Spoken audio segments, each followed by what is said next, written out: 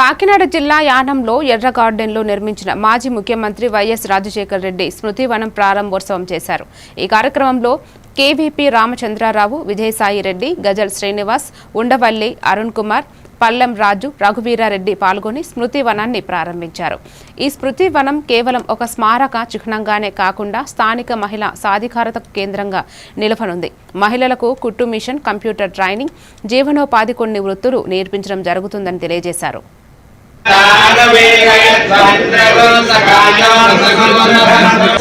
ఒక పుస్తకాన్ని రాసి ఈ సభ ధన్యవాదాలు తెలుపుకుంటున్నాను. పుణ్యం అంటే మీ అందరికీ కూడా తెలుసు.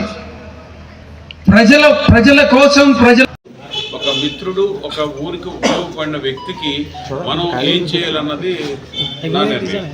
అంతేగాని ఇందులో కాంగ్రెస్ పార్టీ వాళ్ళు పిలిచారా, వైఎస్ఆర్ పార్టీ వాళ్ళు పిలిచారా, జనసేన పార్టీ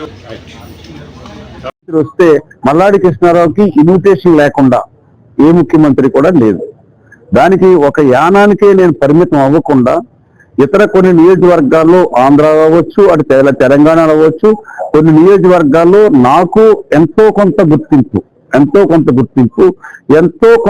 కొంచెం ఇది కూడా నాకు ఆంధ్ర తోటి ఇక్కడ ప్రజలకు లింక్ అయి ఉండడం వల్ల దాన్ని నేను ఆంధ్ర ప్రభుత్వాలు పక్కనున్న నియోజకవర్గ